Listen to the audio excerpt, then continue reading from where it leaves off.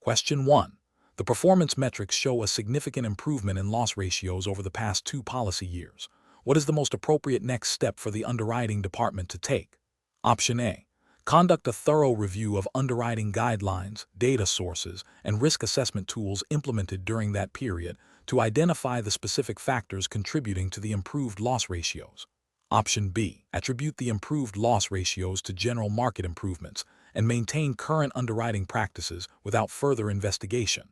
Option C. Focus solely on the financial gains and explore opportunities to increase policy volume based on the current favorable performance. Option D. Immediately implement a strategy to further tighten underwriting standards across all product lines to capitalize on the observed positive financial trend. Correct answer is A. Conduct a thorough review of underwriting guidelines, data sources, and risk assessment tools implemented during that period to identify the specific factors contributing to the improved loss ratios. Explanation.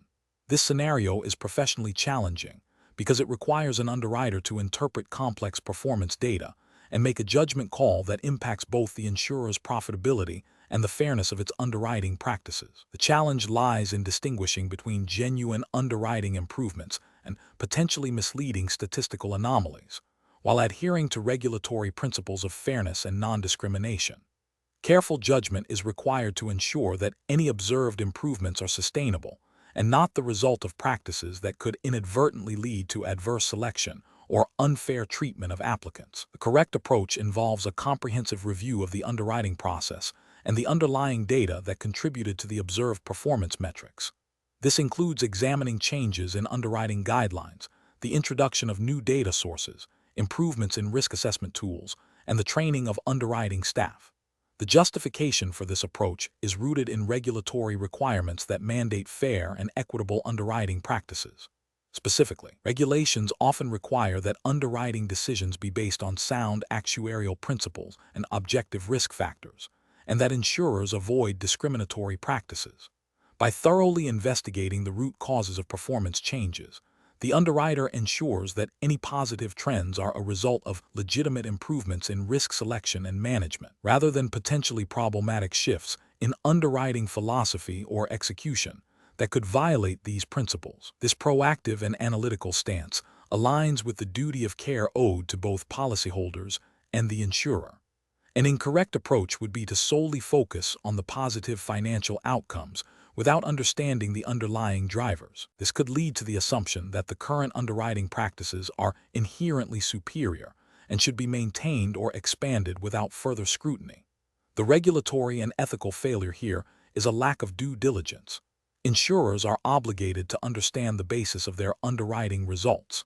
Relying solely on financial metrics without investigating the process could mask underlying issues, such as a relaxation of underwriting standards that might lead to increased claims in the future, or conversely, overly stringent practices that unfairly exclude certain risk classes. Another incorrect approach would be to attribute the performance improvement solely to a single, isolated factor, without considering the interplay of various underwriting elements. This oversimplification can lead to flawed conclusions and potentially inappropriate adjustments to underwriting strategies, risking noncompliance with regulations that require a holistic and evidence-based approach to risk assessment. The professional decision-making process for similar situations should involve a structured, data-driven, and ethically grounded investigation. First, clearly define the performance metrics and the observed changes. Second, hypothesize potential causes for these changes, considering both process improvements and external factors. Third, gather and analyze data to validate or refute these hypotheses, focusing on the underwriting process itself, data inputs, and decision-making logic. Fourth, consult with relevant stakeholders, such as actuaries and compliance officers, to ensure alignment with regulatory requirements and ethical standards. Finally, document the findings and the rationale for any decisions made regarding underwriting strategy or guidelines. Question 2. The assessment process reveals an applicant for a life insurance policy has a history of a chronic medical condition. The underwriter has reviewed the medical reports and notes that the condition, while managed, has had periods of exacerbation in the past. The underwriting guidelines indicate that such conditions can lead to a decline or significant rating. What is the most appropriate next step for the underwriter? Option A. proceed with issuing a standard policy, assuming the applicant's current self-reported health status is sufficient evidence of insurability. Option B. Offer a policy with a substantial premium increase and a rider excluding coverage for any condition related to the applicant's chronic illness without further investigation. Option C. Decline the application immediately due to the presence of a chronic medical condition with a history of exacerbations, as per the general guideline.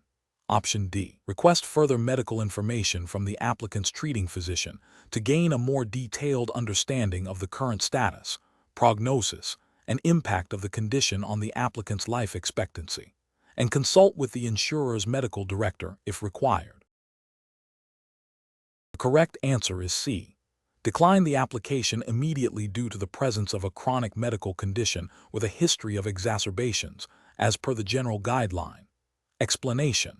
The assessment process reveals a scenario where an applicant's medical history presents a significant underwriting challenge, potentially leading to a decline. The situation is professionally challenging because it requires a delicate balance between protecting the insurer from adverse selection and treating the applicant fairly and ethically. Underwriters must adhere strictly to established underwriting guidelines and regulatory requirements, while also considering the individual circumstances of the applicant. The potential for discrimination based on health status is a key ethical and regulatory concern. The correct approach involves a thorough review of all available medical information, consultation with medical advisors if necessary, and a decision based solely on the underwriting guidelines and the applicant's risk profile. This approach ensures that the decision is objective, consistent, and compliant with regulations designed to prevent unfair discrimination. It upholds the principle of underwriting based on risk, not on arbitrary or discriminatory factors. An incorrect approach would be to decline the risk solely based on a pre-existing condition without a comprehensive assessment of its severity, current status, and impact on life expectancy, as determined by the insurer's underwriting manual and medical advice. This could violate regulations that prohibit unfair discrimination and require decisions to be based on sound underwriting principles.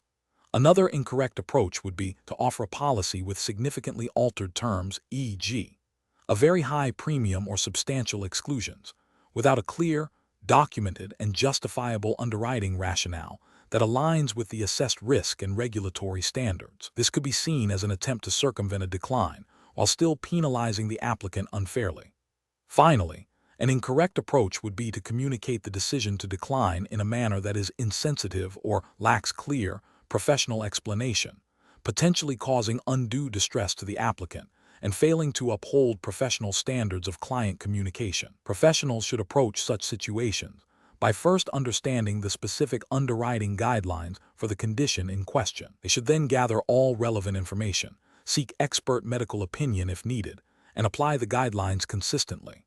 If a decline is contemplated, the reasoning must be clearly documented and defensible. Communication of the decision should be professional, empathetic, and provide a clear, albeit general, explanation of the underwriting basis without disclosing confidential medical information of others. Question 3. The monitoring system demonstrates that a prospective client, a young professional with a moderate income and limited investment experience, has expressed interest in a life insurance policy that offers investment-linked options.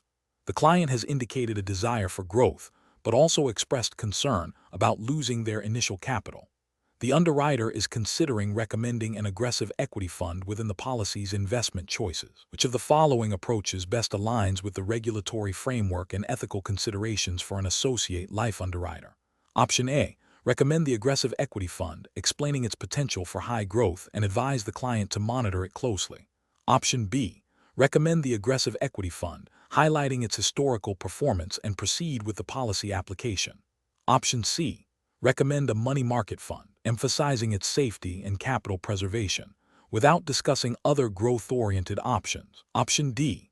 Recommend a balanced fund that offers a mix of equities and bonds, explaining its potential for moderate growth with a degree of capital preservation, and thoroughly document the client's risk tolerance and understanding.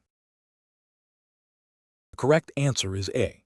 Recommend the aggressive equity fund, explaining its potential for high growth, and advise the client to monitor it closely. Explanation. This scenario presents a professional challenge because the underwriter must balance the client's stated investment objectives with the inherent risks and regulatory requirements associated with different investment options within a life insurance product. The underwriter's judgment is critical to ensure the client receives suitable advice and that the product is not misrepresented, adhering strictly to the Associate Life Underwriting ALU regulatory framework.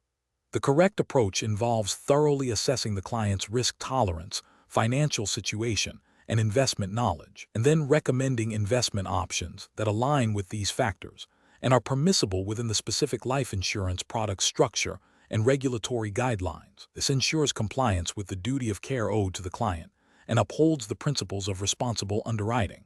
Specifically, it aligns with regulatory expectations that advisors and underwriters act in the client's best interest and provide suitable recommendations. An incorrect approach would be to prioritize the sale of a particular investment option solely based on its potential for higher commission or perceived simplicity, without a comprehensive client assessment. This fails to meet the regulatory requirement of suitability and could lead to misrepresentation of the product's risks and benefits. Another incorrect approach would be to recommend an investment option that is overly complex or volatile for the client's stated risk tolerance, potentially exposing them to unacceptable losses and violating the principle of acting in the client's best interest. Recommending an option that is not a permissible investment within the specific life insurance product also constitutes a regulatory failure, as it would be outside the scope of the product's offering and regulatory approval.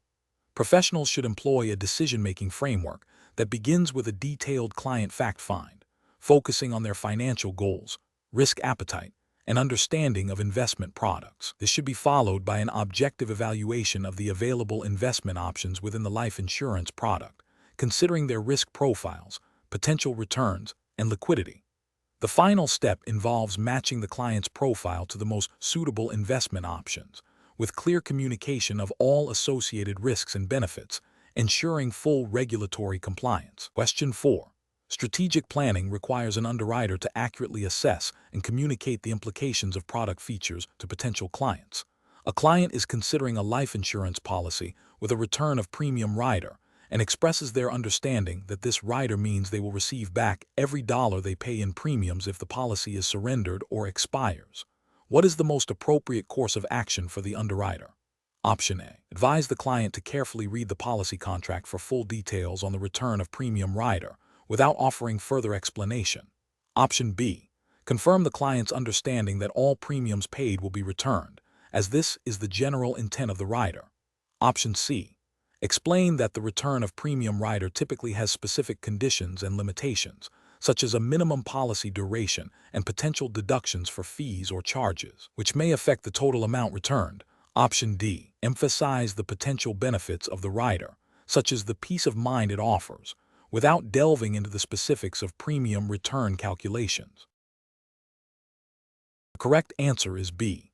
Confirm the client's understanding that all premiums paid will be returned, as this is the general intent of the rider. Explanation. Scenario analysis. This scenario is professionally challenging because it requires the underwriter to balance the client's stated needs and understanding of a product feature with the insurer's contractual obligations and regulatory disclosure requirements. Misinterpreting or misrepresenting the return of premium ROP rider can lead to significant client dissatisfaction, regulatory scrutiny, and potential legal action. The underwriter must ensure the client fully comprehends the rider's mechanics, particularly the conditions under which premiums are returned, and the potential impact on the policy's overall value. Correct approach analysis. The correct approach involves clearly and accurately explaining to the client that the return of premium rider does not guarantee a full return of all premiums paid under all circumstances. It is crucial to articulate that the return is typically contingent on the policy remaining in force for a specified period, and that certain fees or charges may reduce the amount returned. This aligns with regulatory requirements for clear and accurate product disclosure, ensuring the client makes an informed decision based on a realistic understanding of the rider's benefits and limitations. Ethically, this transparency builds trust and prevents future disputes arising from misunderstandings. Incorrect approaches analysis. One incorrect approach is to simply confirm the client's understanding that all premiums will be returned without qualification. This is a misrepresentation of the rider's terms, as it omits critical conditions and potential deductions. This failure violates regulatory mandates for accurate product information and can lead to a breach of contract claim if the client later discovers the return is not as absolute as implied. Another incorrect approach is to avoid discussing the specifics of the return of premium rider, assuming the client has fully read and understood the policy documents. While clients are expected to read their policies, the underwriter has a professional responsibility to clarify complex features, especially when the client expresses a specific interest or misunderstanding. This passive approach fails to meet the duty of care and can be seen as a dereliction of professional responsibility, potentially leading to regulatory sanctions for inadequate client service and disclosure. Third incorrect approach is to focus solely on the potential upside of the rider without mentioning any limitations or costs. This creates an overly optimistic and incomplete picture of the product. It is a form of misleading sales practice that contravenes both regulatory guidelines on fair treatment of customers and ethical principles of honesty and integrity. Professional reasoning. Professionals should adopt a client-centric approach that prioritizes clear, accurate, and comprehensive communication. When discussing product features like riders, especially those with complex payout structures, underwriters must proactively address potential client misunderstandings. This involves not only confirming the client's understanding, but also actively educating them on the nuances of the feature, including any conditions, limitations, and potential costs. A structured approach of explaining the feature, clarifying its mechanics, and confirming the client's comprehension, while documenting this interaction, is essential for ethical and compliant practice. Question 5. Market research demonstrates that a significant portion of clients seeking life insurance coverage for long-term financial obligations, such as a 30-year mortgage and the financial support of young children until they reach adulthood, are often presented with various term life insurance options. An underwriter is reviewing an application from a client who has clearly articulated these specific long-term financial responsibilities as their primary reasons for purchasing life insurance. Which type of term life insurance is most likely to be the most appropriate recommendation for this client, assuming no other specific needs for an increasing or decreasing death benefit have been identified? Option A. Level term life insurance. Option B. Increasing term life insurance. Option C. Decreasing term life insurance. Option D. A combination of level and decreasing term life insurance. The correct answer is A. Level term life insurance. Explanation.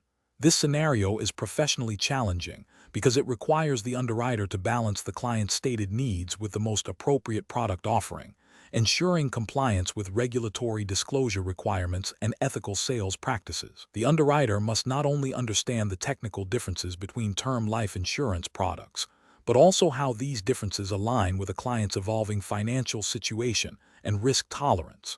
Misinterpreting or misrepresenting these products can lead to client dissatisfaction, regulatory penalties, and reputational damage. The correct approach involves accurately identifying the client's need for a death benefit that remains constant throughout the policy term, aligning with the purpose of covering long-term financial obligations like a mortgage or providing for dependents until they are financially independent. This approach directly addresses the core function of level term life insurance, which is to provide a fixed death benefit for a specified period. Regulatory frameworks, such as those governing life insurance sales, mandate that products sold must be suitable for the client's needs and that all policy features and benefits are clearly and accurately explained. Ethical underwriting and sales practices dictate that the underwriter acts in the client's best interest, recommending the product that best fulfills their stated objectives without unnecessary complexity or cost. An incorrect approach would be to recommend a decreasing term policy when the client's primary need is a stable death benefit to cover a long-term mortgage. Decreasing term policies are designed for liabilities that diminish over time, such as a loan balance. Recommending this product for a fixed long-term need would fail to adequately protect the client's beneficiaries, potentially leading to a shortfall in the death benefit when it is most needed. This constitutes a failure to act in the client's best interest and a potential violation of suitability regulations. Another incorrect approach would be to recommend an increasing term policy without a clear justification for the increasing death benefit that aligns with the client's stated needs. While increasing term can be useful for hedging against inflation or providing for future needs, it comes at a higher premium. if the client has not expressed a need for an escalating death benefit. Recommending such a product could be seen as an attempt to generate higher commissions or sell a product that is not cost-effective for the client's current situation. This could violate principles of fair dealing and potentially lead to misrepresentation if the rationale for the increase is not clearly articulated and understood by the client. The professional decision-making process for similar situations should involve a thorough needs analysis, active listening to the client's stated objectives and financial circumstances, and a clear understanding of the features, benefits, and costs of all available product types. The underwriter must then match the client's needs to the most suitable product, providing transparent explanations of how each product functions and why a particular recommendation is being made. This process ensures compliance with regulations, upholds ethical standards, and builds client trust. Question 6. Cost-benefit analysis shows that adding a waiver of premium rider to a life insurance policy could increase the annual premium by 15% and the agent's commission by 10%. The client has expressed a desire for this rider, stating they want to ensure their premiums are covered if they become disabled. However, the underwriter notes the client's current health is excellent, and their occupation carries a very low risk of disability. The underwriter's primary responsibility is to ensure the policy sold is suitable and understood by the client, which approach best aligns with regulatory requirements and ethical underwriting practices. Option A. Recommend the waiver of premium rider, as the client has requested it, and it provides a potential benefit, and proceed with underwriting based on the standard risk assessment for the base policy. Option B. Decline to add the rider, explaining to the client that based on their current health and occupation, the additional cost is unlikely to provide significant value and may not be a prudent use of their funds. Option C. Add the rider but provide the client with a simplified explanation of its benefits, omitting detailed discussions about the likelihood of disability or the rider's cost-effectiveness in their specific situation. Option D. Proceed with adding the rider as requested, focusing on the increased commission and premium, and assume the client has fully considered the financial implications. The correct answer is A. Recommend the waiver of premium rider, as the client has requested it and it provides a potential benefit, and proceed with underwriting based on the standard risk assessment for the base policy. Explanation. This scenario is professionally challenging because it requires the underwriter to balance the client's stated needs with the potential for misrepresentation or misunderstanding regarding policy features, specifically riders. The underwriter must ensure the client fully comprehends the implications of adding a rider, not just its perceived benefits, to avoid future disputes and regulatory scrutiny. Careful judgment is required to determine if the client's request is based on informed consent or a superficial understanding. The correct approach involves a thorough needs analysis and clear explanation of the rider's terms, benefits, and limitations. This aligns with the regulatory framework's emphasis on fair treatment of customers and ensuring that policy recommendations are suitable for the client's circumstances. Ethically, it upholds the principle of informed consent, ensuring the client makes a decision based on complete information. This proactive approach prevents potential mis-selling and upholds the underwriter's professional integrity. An incorrect approach that focuses solely on the potential for increased premium and commission, without verifying the client's understanding, is ethically flawed and potentially violates regulations concerning suitability and disclosure. This approach prioritizes financial gain over client welfare and could lead to a policy that does not meet the client's actual needs, resulting in dissatisfaction and potential complaints. Another incorrect approach that assumes the client's request for the rider is automatically in their best interest without further investigation is also problematic. While aiming to accommodate the client, this overlooks the underwriter's responsibility to ensure the rider is genuinely beneficial and understood. This can lead to the client paying for features they do not need or fully comprehend, which is not in their best interest and could be seen as a failure of due diligence. The professional decision-making process for similar situations should involve a structured approach. 1. Understand the client's stated needs and objectives. 2. Conduct a comprehensive needs analysis to confirm these objectives. 3. If a rider is requested, thoroughly explain its purpose, benefits, costs, and any limitations or exclusions. 4. Assess the client's comprehension of the rider's implications. 5. Document the discussion and the client's decision, ensuring it is based on informed consent. 6. If the rider is not suitable or understood, clearly communicate this to the client and explore alternative solutions. Question 7. Operational review demonstrates a consistent pattern of policy lapses within a specific product line, primarily attributed to a lack of ongoing client engagement and understanding of policy benefits. The underwriting team is tasked with recommending a risk control technique to address this issue. Which of the following represents the most appropriate risk control technique in this scenario? Option A. Declining to underwrite any further policies within this product line until the lapse issue is resolved. Option B. Accepting the current lapse rate as an inherent cost of doing business without implementing any new control measures. Option C. Purchasing additional reinsurance to cover the financial impact of potential future policy lapses. Option D. Implementing enhanced post-issue client communication and educational initiatives to improve policyholder understanding and engagement. The correct answer is D. Implementing enhanced post-issue client communication and educational initiatives to improve policyholder understanding and engagement. Explanation.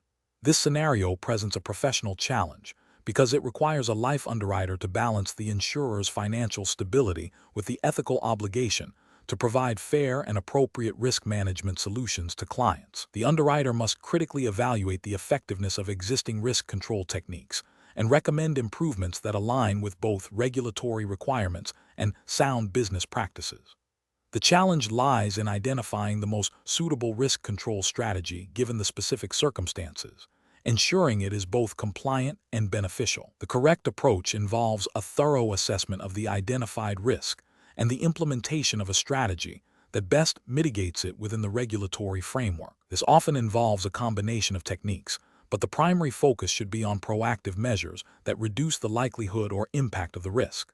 For instance, if the operational review highlights a recurring issue with policy lapse due to insufficient client engagement, the most effective risk control would be to implement strategies that actively reduce this lapse risk. This could involve enhanced post-issue communication, personalized policy reviews, or proactive client education on policy benefits and renewal processes. Such measures directly address the root cause of the risk, aligning with the principle of risk reduction, which is a cornerstone of prudent underwriting and client service. Regulatory guidelines often emphasize the importance of client retention and fair treatment, making proactive risk reduction a professionally sound and ethically defensible strategy. An approach focused solely on risk avoidance, while seemingly protective, might be overly restrictive and could lead to the insurer declining potentially profitable business without sufficient justification, potentially contravening principles of fair underwriting. If the identified risk is manageable through other means, complete avoidance might be seen as an overreaction. An approach that relies entirely on risk retention, without implementing any mitigating measures, would be professionally unacceptable. This essentially means accepting the potential negative consequences without any effort to control them, which is contrary to the insurer's duty to manage its liabilities prudently and could expose the company to significant financial strain, potentially impacting policyholder security. This also fails to uphold the ethical responsibility to actively manage risks that can be controlled.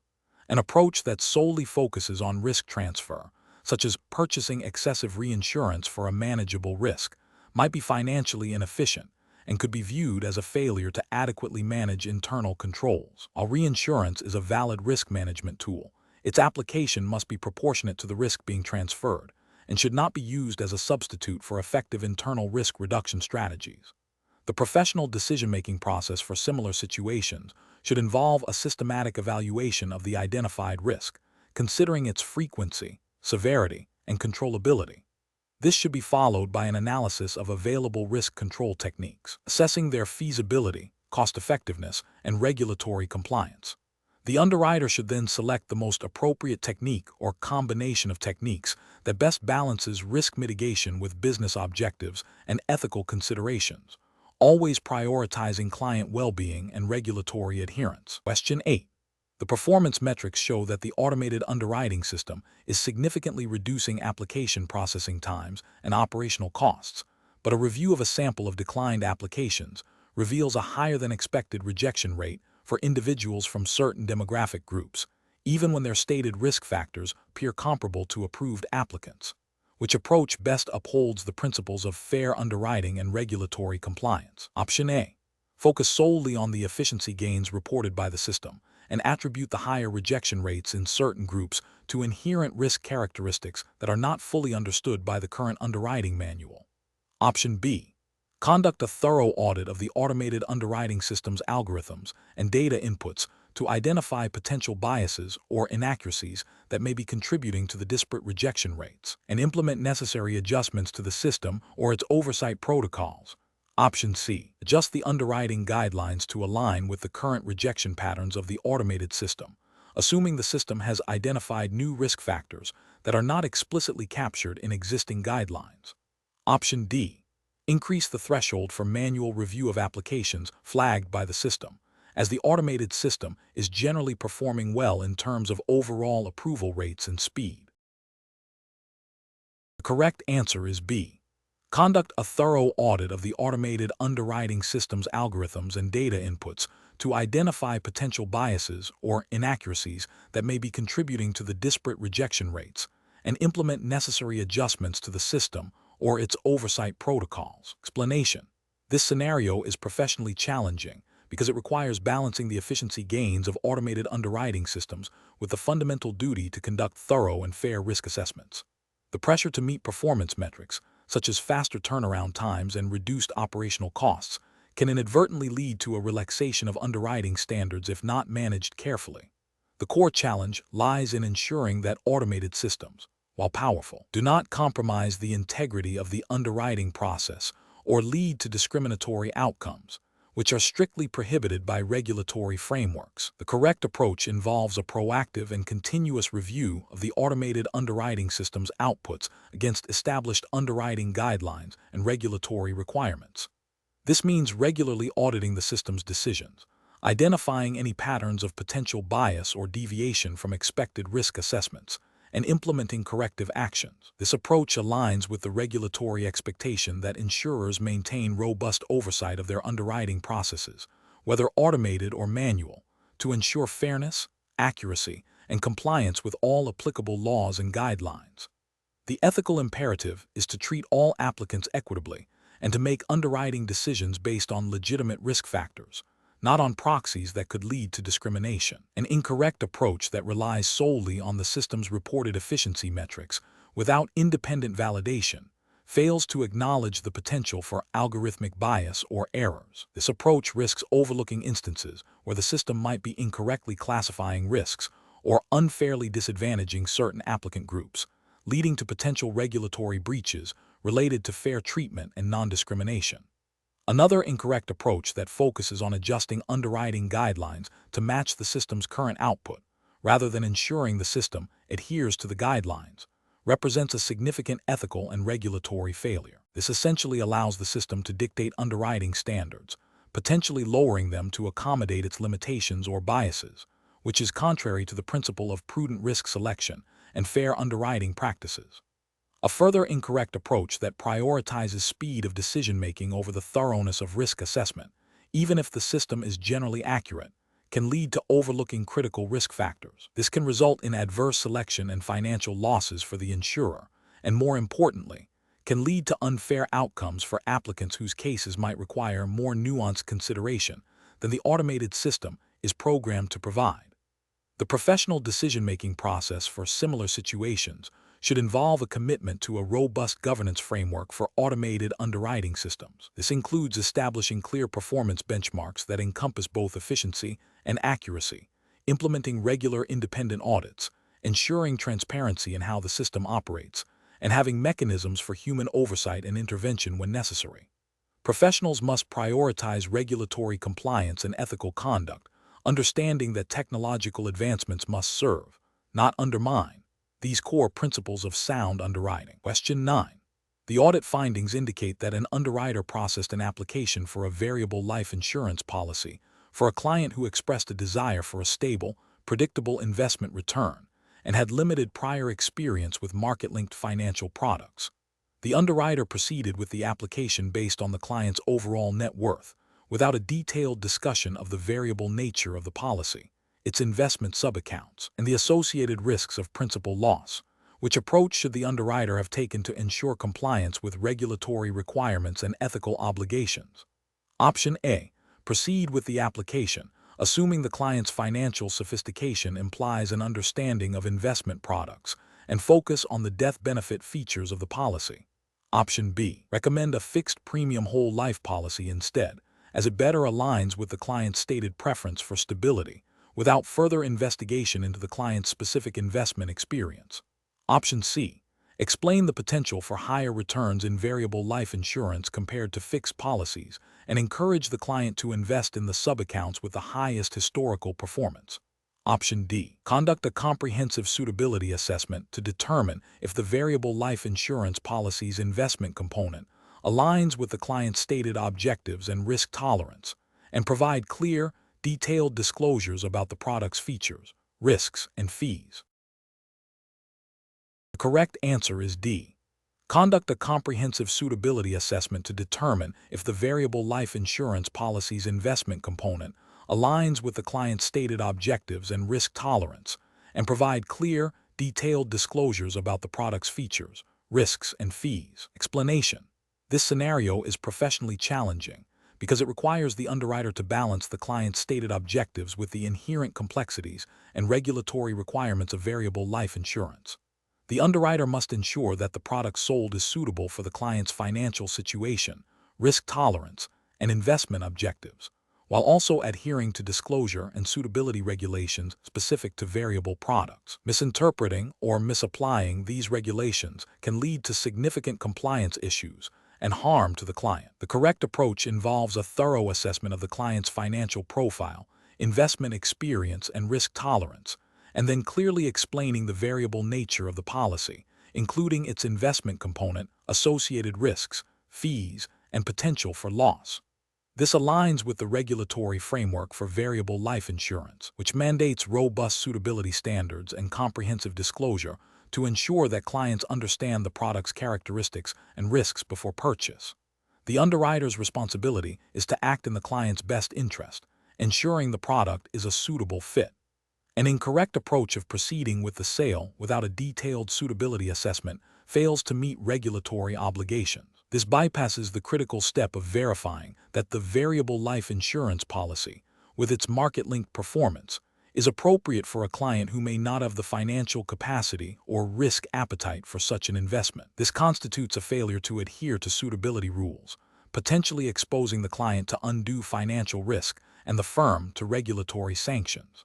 Another incorrect approach of focusing solely on the death benefit without adequately explaining the investment component and its associated risks is also a regulatory failure. Variable life insurance is distinct from traditional life insurance due to its investment element. Omitting or downplaying this aspect misleads the client about the product's true nature and potential outcomes, violating disclosure requirements and the principle of fair dealing. Finally, an incorrect approach of assuming the client's understanding of investment products based on their general financial knowledge, without specific inquiry into their experience with variable investments, is a significant ethical and regulatory lapse. Suitability requires a specific assessment of the client's comfort and understanding of the particular risks and mechanics of variable life insurance, not a general assumption. This can lead to a sale that is not truly suitable, even if the client appears financially sophisticated. The professional decision-making process in such situations should involve a structured approach. First, understanding the client's needs and objectives. Second, assessing their financial capacity and risk tolerance. Third, thoroughly understanding the product being offered, including its regulatory implications. And fourth, ensuring clear, comprehensive, and accurate disclosure to the client, confirming their understanding before proceeding with the sale. This systematic process ensures compliance and upholds the fiduciary duty to the client. Question 10. The evaluation methodology shows that underwriting guidelines require underwriters to consider various factors when assessing life insurance applications. When evaluating an applicant's risk profile, which approach to using age and gender information is most compliant with regulatory frameworks and actuarial best practices? Option A. Adjusting premiums based on societal perceptions of risk associated with different age and gender groups, even if not directly supported by mortality statistics. Option B. adjusting premiums or declining coverage based on actuarially supported data that demonstrates a statistically significant impact of age and gender on mortality risk, within the bounds of regulatory permissibility. Option C, refusing to consider age and gender as underwriting factors at all to avoid any potential for perceived bias, regardless of actuarial data. Option D, using age and gender as primary determinants for coverage decisions, applying broad generalizations about risk based on these characteristics without specific actuarial justification. Correct answer is B, adjusting premiums or declining coverage based on actuarially supported data that demonstrates a statistically significant impact of age and gender on mortality risk, within the bounds of regulatory permissibility. Explanation: the evaluation methodology shows that underwriting decisions must be based on sound actuarial principles and regulatory compliance. In the context of age and gender, underwriters face the professional challenge of applying these principles fairly and without discrimination, while still accurately assessing risk.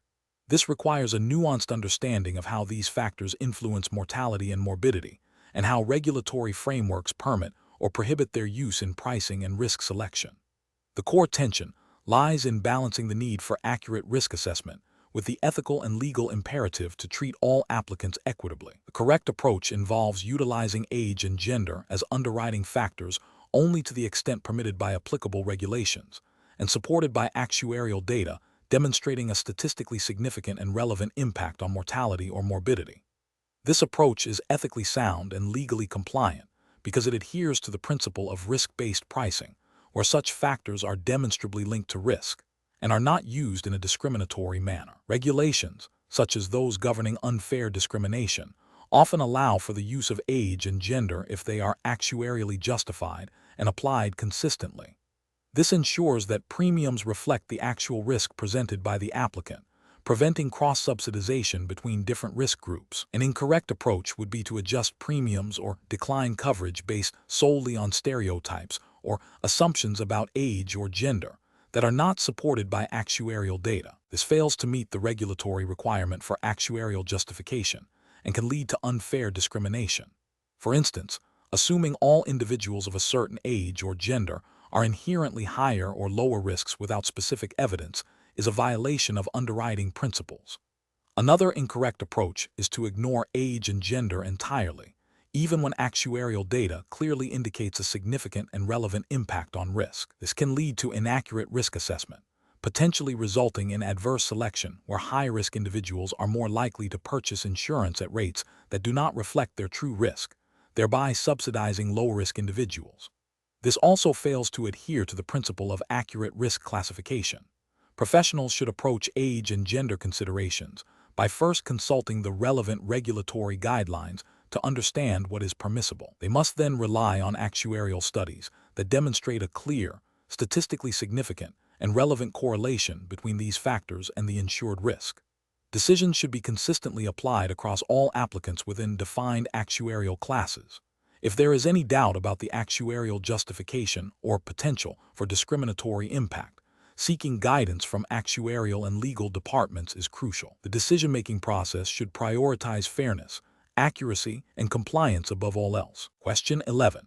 Operational review demonstrates that a significant portion of new life insurance applications are being processed without a thorough assessment of whether the underlying risks meet the fundamental characteristics of insurability. Specifically, the underwriting team is prioritizing speed to market, leading to a potential acceptance of risks that are not definitively measurable or are likely to result in catastrophic losses for the insurer. Which of the following approaches best aligns with the regulatory framework for associate life underwriting, ALU, in ensuring the acceptance of only insurable risks? Option A. Develop a simplified underwriting guide that broadly categorizes risks as insurable or uninsurable based on general industry trends, without requiring detailed analysis of individual risk characteristics. Option B. Implement a mandatory checklist for all applications that requires underwriters to explicitly confirm how each characteristic of insurability, definiteness, measurability, fortuitousness, homogeneity, non-catastrophic nature, and economic feasibility is met by the proposed risk, with supporting documentation where necessary. Option C. Expedite the underwriting process by focusing primarily on the applicant's ability to pay the premium, assuming that any risk with a high premium potential is inherently insurable. Option D. Delegate the final decision on insurability to the sales team, as they have the most direct interaction with the applicant and can best gauge the overall risk profile. The correct answer is B. Implement a mandatory checklist for all applications that requires underwriters to explicitly confirm how each characteristic of insurability, definiteness, measurability, fortuitousness, homogeneity, non-catastrophic nature, and economic feasibility is met by the proposed risk, with supporting documentation where necessary. Explanation. This scenario presents a professional challenge because it requires underwriters to balance the need for accurate risk assessment with the practicalities of operational efficiency and regulatory compliance.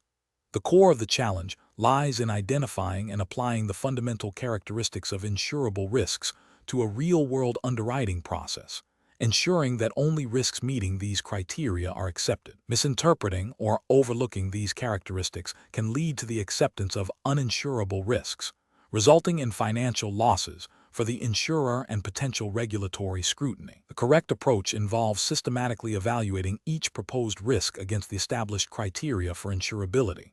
The risk must be definite and measurable, fortuitous, part of a large homogeneous exposure, not catastrophic, and economically feasible to insure. This systematic evaluation ensures that the insurer is only taking on risks that can be accurately priced, managed, and paid out in the event of claim, thereby upholding the principles of sound insurance practice and regulatory expectations for solvency and fair treatment of policyholders. An incorrect approach of accepting risks solely based on their potential for high premium income, without a thorough assessment of their insurability characteristics, is professionally unacceptable. This failure directly contravenes the regulatory framework's emphasis on prudent underwriting and risk management. It can lead to adverse selection, where high-risk individuals are more likely to seek insurance, and potentially to the insurer being unable to meet its financial obligations, thereby violating solvency requirements and potentially leading to regulatory intervention. Another incorrect approach of rejecting risks that clearly meet all insurability criteria due to internal processing delays or a lack of underwriter training is also professionally unacceptable. This demonstrates a failure in operational efficiency and a lack of adherence to the principles of fair underwriting. It can result in lost business opportunities and potentially discriminatory practices if certain applicant groups are disproportionately affected by these inefficiencies. The professional decision-making process for similar situations should involve a robust underwriting manual that clearly defines the characteristics of insurable risks and provides guidance on their application. Underwriters must be adequately trained to apply these criteria consistently. Regular operational reviews and audits are essential to identify and rectify any deviations from established procedures and to ensure ongoing compliance with regulatory requirements and ethical standards. The focus should always be on accepting risks that are both profitable and sustainable for the insurer, while also being fair to the applicant. Question 12. Strategic planning requires an underwriter to assess a client's desire for lifelong insurance coverage with a defined premium payment period.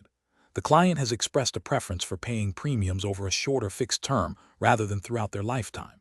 Considering the associate, life underwriting, ALU, regulatory framework, which of the following approaches best ensures the client makes an informed decision about a limited pay whole life policy? Option A.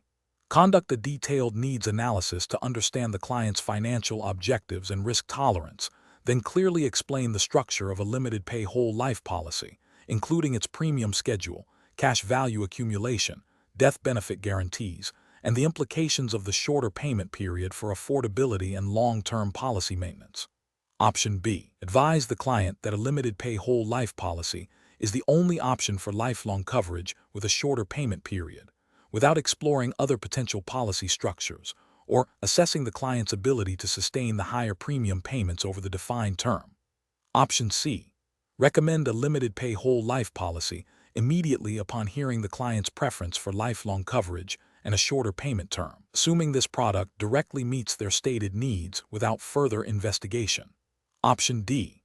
Focus the discussion primarily on the death benefit of a limited pay whole life policy, highlighting the lifelong coverage, while minimizing details about cash value growth and the concentrated premium payment schedule. Correct answer is A. Conduct a detailed needs analysis to understand the client's financial objectives and risk tolerance, then clearly explain the structure of a limited pay whole life policy, including its premium schedule, cash value accumulation, death benefit guarantees, and the implications of the shorter payment period for affordability and long-term policy maintenance. Explanation: this scenario is professionally challenging because it requires the underwriter to balance the client's stated financial goals with the inherent characteristics and limitations of a limited pay whole life policy, while adhering strictly to regulatory disclosure requirements. The underwriter must ensure the client fully understands the policy's long-term implications, particularly regarding cash value accumulation, and the potential for the policy to lapse if premiums are not maintained, even with a shorter payment period. Misrepresenting the policy's benefits or failing to adequately explain its structure could lead to client dissatisfaction, regulatory action, and reputational damage. The correct approach involves a thorough needs analysis that goes beyond simply identifying a desire for lifelong coverage. It requires the underwriter to explain how a limited pay whole life policy functions, specifically detailing the premium payment schedule, the guaranteed cash value growth, and the death benefit protection. Crucially, it necessitates a clear explanation that while premiums are paid over a shorter period, the policy remains in force for the insured's entire life, provided premiums are paid as scheduled. This approach aligns with regulatory mandates for full and fair disclosure, ensuring the client makes an informed decision based on their actual financial situation and long-term objectives, rather than a superficial understanding of the product. Ethical underwriting demands that the product sold is suitable for the client's needs and that all material facts are disclosed. An incorrect approach would be to assume that because the client expressed a desire for lifelong coverage and a shorter premium payment period, a limited pay whole life policy is automatically the best fit without further investigation. This overlooks the potential for the client's financial circumstances to change, making the concentrated premium payments a burden. It also fails to adequately explain the trade-offs, such as potentially lower initial cash value growth compared to a traditional whole life policy with a longer premium paying period. This approach risks mis-selling and violating regulations that require suitability assessments and clear explanations of policy features and limitations. Another incorrect approach would be to focus solely on the death benefit aspect and downplay the cash value accumulation or the implications of the shorter premium paying period. This could lead the client to believe the policy is purely a death benefit vehicle with no significant cash value component, or that the shorter payment period somehow reduces the overall cost or risk. Such a selective disclosure is misleading and violates the principle of providing a complete picture of the policy's benefits and obligations. A third incorrect approach would be to recommend a policy based on the client's stated preference for a shorter payment period, without assessing their capacity to consistently meet those higher premium payments over the defined term. This ignores the fundamental underwriting principle of ensuring the client can afford the policy, which is a key component of suitability and regulatory compliance. Failure to assess affordability can lead to policy lapse and significant financial detriment to the client. Professionals should employ a decision-making framework that prioritizes a comprehensive needs analysis, followed by a detailed explanation of suitable product options, including their benefits, limitations, and costs. This process must include a thorough assessment of the client's financial capacity and long-term goals, ensuring that the recommended product is not only aligned with stated preferences, but also genuinely suitable and affordable. Transparency and full disclosure are paramount, supported by regulatory requirements for fair treatment of customers. Question 13. The risk matrix shows that an applicant's lifestyle factors place them in a moderate risk category. However, the underwriter has a personal acquaintance who experienced a severe health issue shortly after obtaining a similar policy, leading the underwriter to believe this applicant might also be at higher risk than indicated.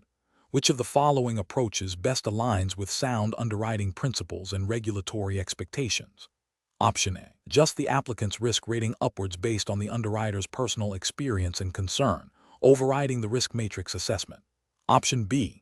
Proceed with the underwriting decision based strictly on the risk matrix assessment, documenting the applicant's profile and the resulting risk category. Option C. Seek advice from colleagues about the personal acquaintance's situation to inform the decision for the current applicant, irrespective of the risk matrix. Option D. Decline coverage outright due to the underwriter's personal concerns, without further investigation or adherence to the risk matrix. The correct answer is A. Adjust the applicant's risk rating upwards based on the underwriter's personal experience and concern, overriding the risk matrix assessment. Explanation. This scenario is professionally challenging because it requires the underwriter to balance the insurer's need to accurately assess risk with the ethical obligation to treat applicants fairly and avoid discriminatory practices. The underwriter must apply underwriting principles consistently and objectively, ensuring that decisions are based on relevant risk factors and not on prohibited grounds. The correct approach involves using the risk matrix as a tool to categorize the applicant's risk profile based on established underwriting guidelines. This approach is professionally sound because it adheres to the principle of actuarial soundness, ensuring that premiums reflect the actual risk being insured. It also aligns with regulatory requirements that mandate fair and non-discriminatory underwriting practices, focusing on factors directly related to mortality or morbidity risk. By systematically evaluating the applicant against defined criteria, the underwriter upholds the integrity of the underwriting process and maintains the financial stability of the insurance pool. An incorrect approach would be to deviate from the risk matrix solely based on a subjective feeling or a perceived social bias. This failure is professionally unacceptable as it violates the principle of fairness and can lead to discriminatory outcomes, which are prohibited by regulations. Such a deviation undermines the objectivity of underwriting and can expose the insurer to legal challenges and reputational damage. Another incorrect approach would be to ignore the risk matrix entirely and make a decision based on anecdotal evidence or industry gossip. This is a significant ethical and regulatory failure because it bypasses established underwriting standards and relies on unreliable information. It demonstrates a lack of professional diligence and a disregard for the systematic risk assessment process designed to protect both the applicant and the insurer. A further incorrect approach would be to apply the risk matrix inconsistently, applying stricter criteria to one applicant with similar characteristics as another who receives more favorable treatment. This inconsistency is a direct violation of the principle of equity in underwriting and can be construed as unfair discrimination, leading to regulatory scrutiny and potential penalties. The professional decision-making process for similar situations should involve a thorough understanding of the insurer's underwriting manual and guidelines. When faced with an applicant whose profile falls within a gray area or presents unique circumstances, the underwriter should consult with senior underwriters or medical advisors. The decision must always be justifiable based on objective risk factors and documented within the applicant's file, ensuring transparency and accountability. The focus should remain on assessing the likelihood and severity of potential claims, adhering strictly to the established regulatory framework for life underwriting. Question 14. Quality control measures reveal that an underwriter consistently relies on the subjective opinions expressed in inspection reports, often leading to the automatic denial of applications without seeking further verification or considering alternative evidence.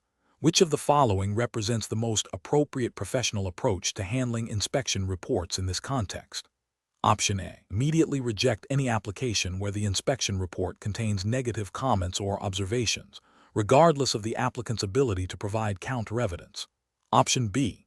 Critically evaluate the inspection report for factual accuracy, cross-reference findings with other underwriting data, and seek clarification from the inspector or applicant if significant discrepancies or ambiguities exist.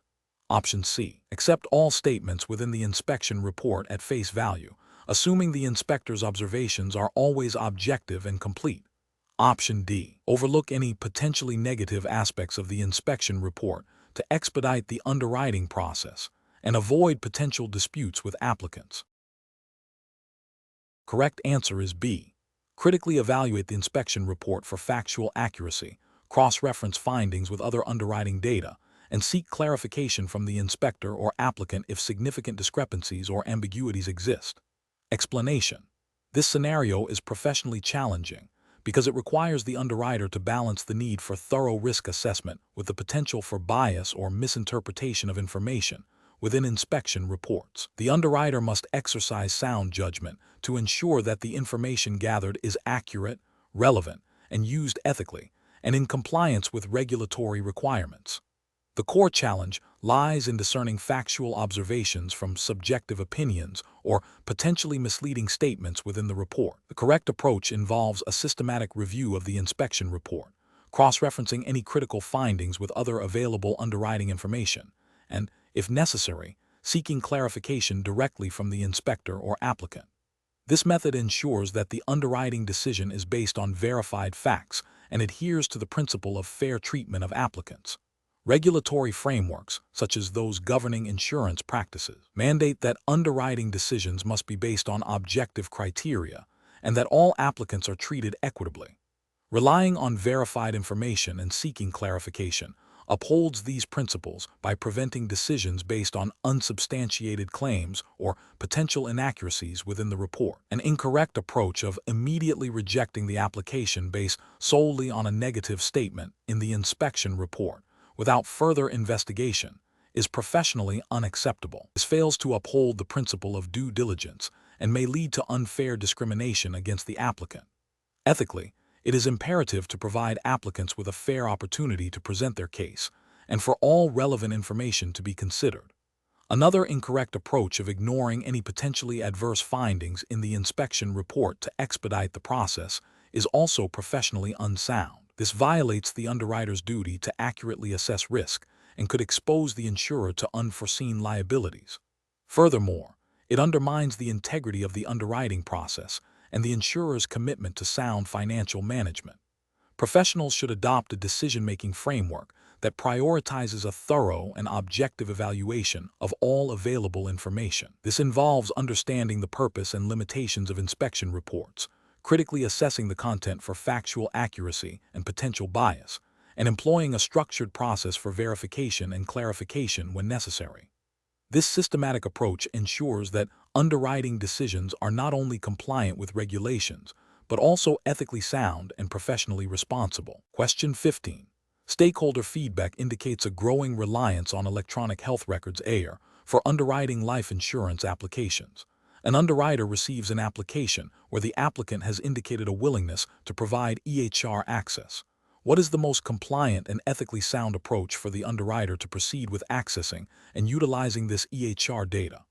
Option A. Access the EHR data through a third-party data aggregator without directly confirming the applicant's specific consent for this particular insurer's access.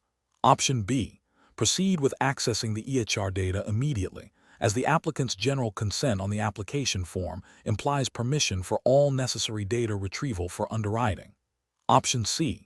Obtain explicit, written consent from the applicant specifically authorizing the release of their EHR data to the insurer for underwriting purposes, and ensure the EHR provider adheres to all applicable data privacy and security regulations. Option D. Request the applicant to manually compile and send relevant medical information from their EHR, as this avoids direct data access and potential privacy concerns. The correct answer is C. Obtain explicit, written consent from the applicant specifically authorizing the release of their EHR data to the insurer for underwriting purposes, and ensure the EHR provider adheres to all applicable data privacy and security regulations. Explanation. This scenario presents a professional challenge due to the inherent tension between the efficiency gains offered by electronic health records (AIR) and the stringent privacy and security regulations governing sensitive health information. Underwriters must balance the need for timely and accurate risk assessment with their legal and ethical obligations to protect applicant data. The use of EHRs introduces complexities related to data integrity, consent, and secure transmission, requiring a nuanced understanding of regulatory compliance. The correct approach involves a proactive and compliant method for accessing and utilizing EHR data. This entails obtaining explicit and informed consent from the applicant, ensuring the EHR vendor or provider adheres to all relevant data privacy laws, such as HIPAA in the U.S. context, which is the assumed jurisdiction for the ALU exam unless otherwise specified, and implementing robust security protocols for data transfer and storage. This approach prioritizes applicant rights and regulatory adherence, mitigating the risk of breaches and legal repercussions. An incorrect approach would be to bypass or inadequately address the consent requirements.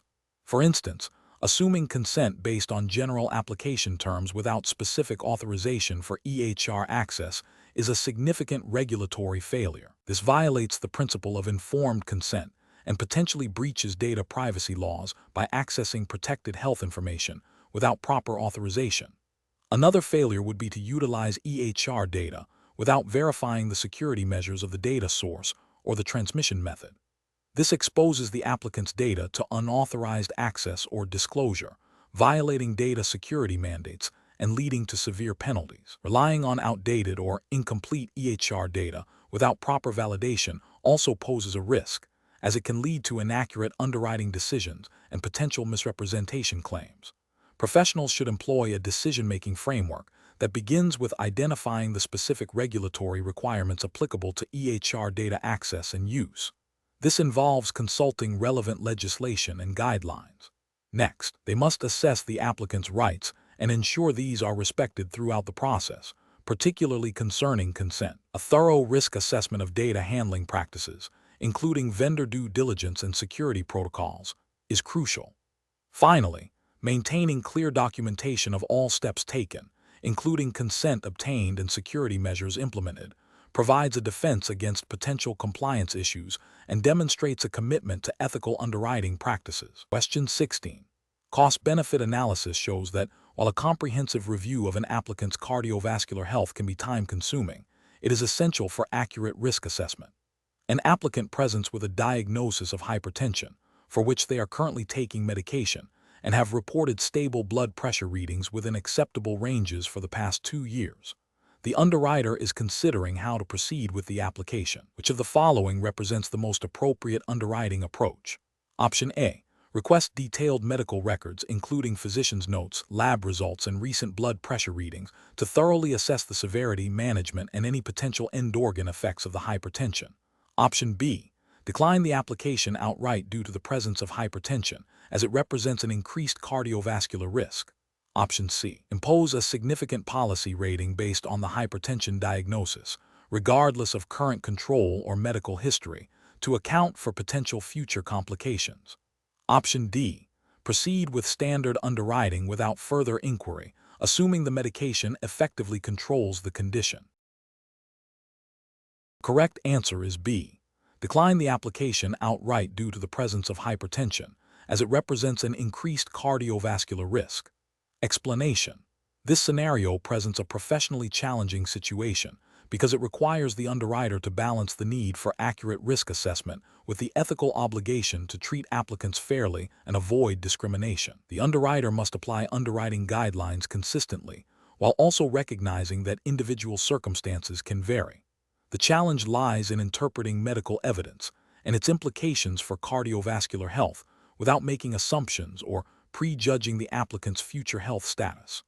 Careful judgment is required to ensure that the underwriting decision is based on objective evidence and established risk factors, rather than on subjective biases or an overly cautious approach that could unfairly penalize the applicant. The correct approach involves a thorough review of the applicant's medical history, specifically focusing on the details of their diagnosed hypertension and the effectiveness of their current treatment.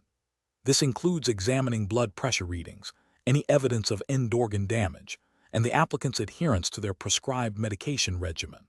The underwriter must then assess how these factors align with the insurer's established underwriting guidelines for cardiovascular conditions. This approach is ethically and regulatorily sound because it prioritizes objective evidence and established risk assessment principles.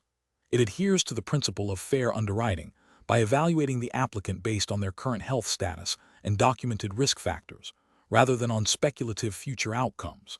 This aligns with the regulatory framework's emphasis on underwriting based on mortality and morbidity data, ensuring that premiums reflect the actual risk presented by the applicant. An incorrect approach would be to automatically decline coverage or impose a substantial rating solely based on the diagnosis of hypertension, without a detailed assessment of its severity, management, and impact on the applicant's overall health. This is a regulatory and ethical failure because it constitutes unfair discrimination. The regulatory framework prohibits discrimination based on health conditions, unless there is a demonstrable and quantifiable increase in risk that cannot be mitigated through appropriate pricing or policy terms. Such an approach fails to consider the nuances of the condition and the individual's response to treatment, leading to an arbitrary and potentially discriminatory outcome. Another incorrect approach would be to overlook the hypertension diagnosis entirely and proceed with underwriting as if the condition did not exist. This is a significant ethical and regulatory failure, as it misrepresents the applicant's risk profile to the insurer. Underwriters have a duty to accurately assess risk, and failing to account for a known medical condition, especially one with known cardiovascular implications, violates this duty. This can lead to adverse selection, where individuals with higher risks are more likely to obtain coverage, ultimately impacting the insurer's financial stability and potentially leading to higher premiums for all policyholders. The professional decision-making process for similar situations should involve a systematic review of all available information, a clear understanding of the insurer's underwriting guidelines, and a commitment to fair and objective assessment. Underwriters should consult with medical directors or senior underwriters when dealing with complex cases or when there is uncertainty about the interpretation of medical evidence. The focus should always be on assessing the current risk based on documented facts and established actuarial data, ensuring that decisions are justifiable, transparent, and compliant with all applicable regulations and ethical standards. Question 17. What factors determine the appropriate underwriting action when an applicant discloses a history of moderate social alcohol consumption, considering the need for accurate risk assessment and adherence to regulatory guidelines for life insurance underwriting? Option A. The applicant's self-reported frequency and quantity of alcohol consumption, coupled with any disclosed health conditions or lifestyle questionnaire responses that may indicate a higher risk, and the application of established underwriting guidelines based on actuarial data. Option B. The underwriter's personal opinion on the social acceptability of alcohol consumption. Option C. The applicant's stated preference for certain types of alcoholic beverages, as some are perceived to be healthier than others. Option D. A general assumption that any alcohol consumption increases mortality risk, leading to an automatic rating or decline. The correct answer is A. The applicant's self-reported frequency and quantity of alcohol consumption, coupled with any disclosed health conditions or lifestyle questionnaire responses that may indicate a higher risk, and the application of established underwriting guidelines based on actuarial data. Explanation. This scenario presents a common challenge in life underwriting, accurately assessing the risk associated with lifestyle factors, specifically alcohol consumption, while adhering to regulatory requirements and ethical principles.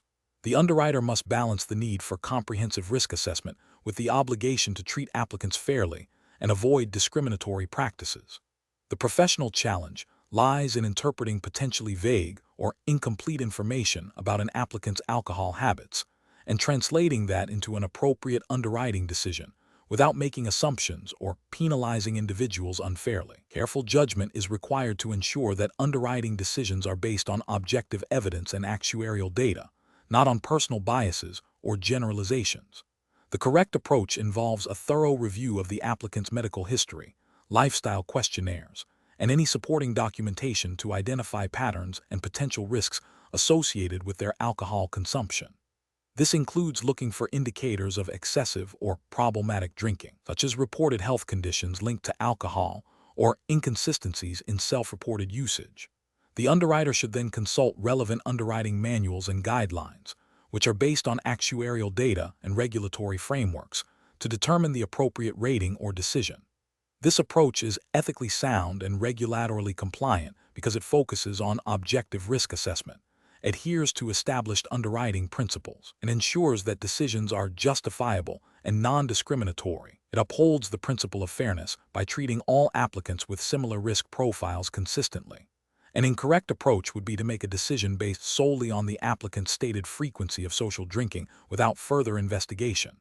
This fails to acknowledge that even seemingly moderate social drinking can, in some individuals, be indicative of underlying issues or lead to health problems over time, which are relevant to life insurance risk. It also neglects the regulatory requirement to gather sufficient information to make an informed underwriting decision.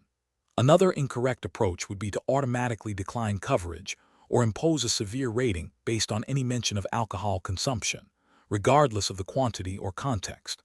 This is discriminatory and violates the principle of underwriting based on individual risk assessment rather than broad generalizations. It fails to consider that many individuals consume alcohol socially without experiencing adverse health effects or increased mortality risk.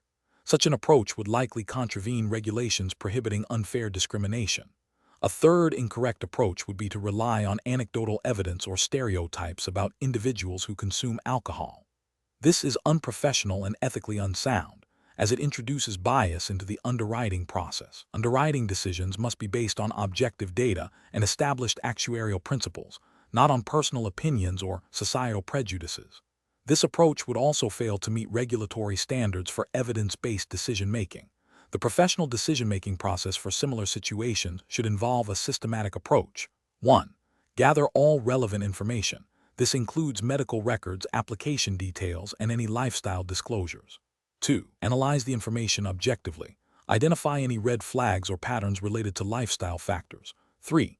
Consult underwriting guidelines and actuarial data. Determine how specific lifestyle factors are rated. 4. Seek clarification if necessary. If information is unclear or incomplete, contact the applicant or their physician for further details. 5. Make a justifiable decision. Base the underwriting decision on the gathered evidence and established guidelines, ensuring fairness and compliance. 6. Document the decision-making process. Maintain clear records of the information reviewed and the rationale for the final decision. Question 18. Examination of the data shows an applicant for life insurance has a history of mitral valve regurgitation. The applicant has provided a recent echocardiogram report indicating mild regurgitation with no symptoms and a normal ejection fraction. The attending cardiologist's statement confirms the applicant's stable condition and good functional capacity. What is the most appropriate underwriting approach? Option A. Decline coverage immediately due to the presence of any heart valve disorder. Option B. Approve coverage without further medical review, assuming the applicant's condition is well managed. Option C. Offer coverage with a significant rating and a substantial exclusion rider for any cardiac-related conditions. Option D. Proceed with standard underwriting, considering the mild nature of the condition and the applicant's current stable health status. The correct answer is D. Proceed with standard underwriting, considering the mild nature of the condition and the applicant's current stable health status. Explanation. This scenario presents a professional challenge because the underwriter must balance the need to accurately assess risk with the ethical and regulatory obligation to treat applicants fairly and avoid discrimination. Heart valve disorders can range significantly in severity and impact on an individual's life expectancy and lifestyle, requiring a nuanced underwriting approach rather than a blanket denial or oversimplification.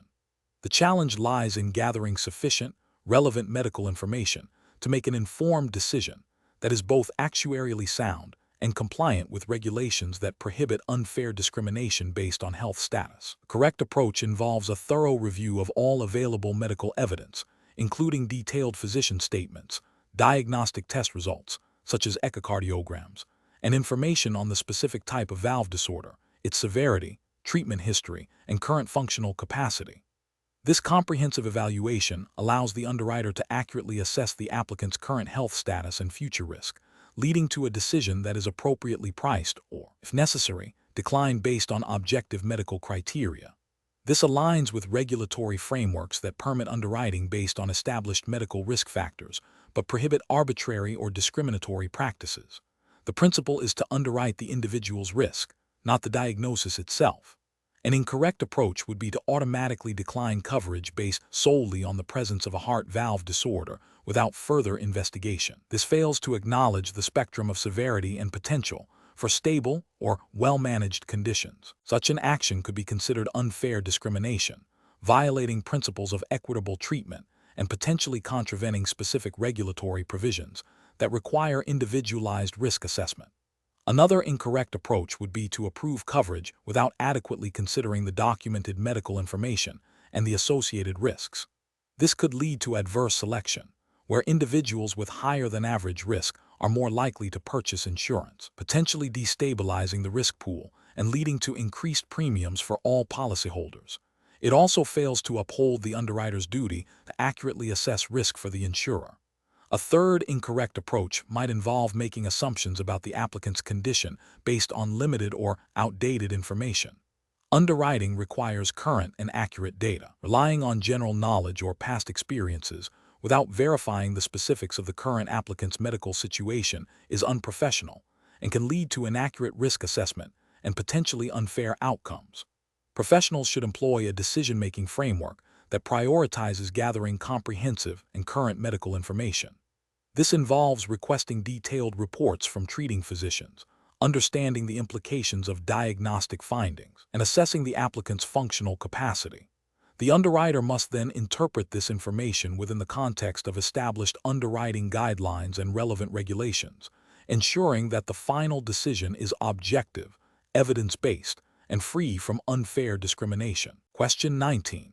When evaluating a life insurance application that proposes an adjustable death benefit and premium, what is the most critical regulatory compliance step an underwriter must ensure is thoroughly documented? Option A. Documentation of the applicant's current income and net worth to ensure they can afford potential future premium increases. Option B. Obtaining a signed waiver from the applicant acknowledging that the death benefit and premium are subject to change without further notice. Option C. Verification that the proposed adjustable death benefit is within the insurer's maximum allowable limits for the applicant's age and health class. Option D. Confirmation that the policy's adjustable features are clearly explained to the applicant, and that the applicant understands how changes in the death benefit and premium are linked, and the conditions for such adjustments. Correct answer is D. Confirmation that the policy's adjustable features are clearly explained to the applicant, and that the applicant understands how changes in the death benefit and premium are linked, and the conditions for such adjustments. Explanation. This scenario is professionally challenging because it requires the underwriter to balance the client's stated needs with the regulatory requirements and the insurer's obligations regarding adjustable death benefits and premiums. Misinterpreting or misapplying these provisions can lead to policyholder dissatisfaction, regulatory scrutiny, and potential financial repercussions for both the client and the insurer. Careful judgment is required to ensure the policy design accurately reflects the client's intentions while remaining compliant and sustainable. The correct approach involves clearly documenting the client's understanding and consent regarding the adjustable nature of both the death benefit and the premium. This includes explaining how changes in the death benefit might impact the premium, and vice versa, as well as outlining the conditions under which adjustments can be made, e.g., age, health status, policy performance. Regulatory justification stems from the principle of transparency and the duty of care owed to the policyholder. Life insurance regulations, such as those found in the NAIC model laws and state-specific statutes, emphasize the need for clear disclosure of policy features, including those that allow for future adjustments. Ensuring the client fully comprehends these features prevents misrepresentation and upholds the integrity of the sales process.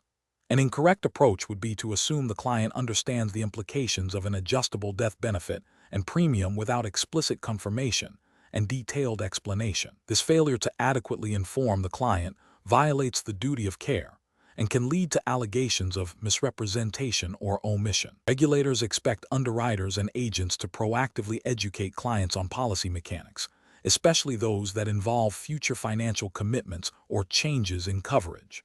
Another incorrect approach is to implement adjustments to the death benefit or premium without a clear, documented basis, or without providing the policyholder with prior notification and an opportunity to respond. This bypasses established procedures and can be seen as a breach of contract and a violation of consumer protection laws that mandate fair treatment of policyholders and require insurers to act in good faith. Finally, an incorrect approach would be to offer an adjustable death benefit and premium feature without understanding or adhering to the insurer's internal underwriting guidelines and the specific regulatory limitations on such features. This could lead to offering a product that is not compliant or is unsustainable, exposing both the client and the insurer to significant risks. The professional decision-making process for similar situations should involve a thorough review of the client's stated objectives, a comprehensive understanding of the adjustable features of the proposed policy, and a commitment to clear, documented communication with the client. This includes verifying the client's comprehension of all policy terms, especially those that allow for future adjustments, and ensuring that all actions taken are in strict accordance with applicable regulations and the insurer's underwriting authority. Question 20. Risk assessment procedures indicate a potential applicant for a universal life insurance policy has provided self-reported income and asset figures that appear sufficient to support the proposed policy's death benefit and premium structure, but has also expressed a strong preference for minimal upfront premium payments, intending to rely heavily on future cash value growth to sustain the policy. Which of the following approaches best aligns with sound underwriting practices and regulatory expectations for this scenario? Option A. Request and independently verify the applicant's financial documentation, including tax returns and bank statements, to confirm their stated income and assets, and assess their capacity to meet ongoing premium obligations and the policy's minimum funding requirements, even if cash value growth is slower than anticipated. Option B. Advise the applicant that universal life policies are not suitable for individuals seeking minimal upfront premium payments and suggest a term life insurance policy instead, without further financial review. Option C. Approve the policy based on the applicant's stated intentions and projected cash value growth, assuming the policy's flexibility will allow for adjustments as needed. Option D. Focus solely on the applicant's age and health to determine mortality risk, as the cash value component is a secondary concern for underwriting purposes. The correct answer is A. Request and independently verify the applicant's financial documentation, including tax returns and bank statements, to confirm their stated income and assets, and assess their capacity to meet ongoing premium obligations and the policy's minimum funding requirements, even if cash value growth is slower than anticipated. Explanation. Scenario analysis. This scenario is professionally challenging because it requires the underwriter to balance the need for accurate risk assessment with the client's desire for flexibility in a universal life policy. Universal life policies, with their cash value component and adjustable premium/death benefits, present unique underwriting considerations beyond traditional term or whole life. The underwriter must ensure that the policy structure and the client's financial capacity align with the long-term viability of the policy, especially concerning the cash value growth and potential for policy lapse. This requires a nuanced understanding of the policy's mechanics and the client's financial situation, going beyond a simple mortality risk assessment. Correct approach analysis.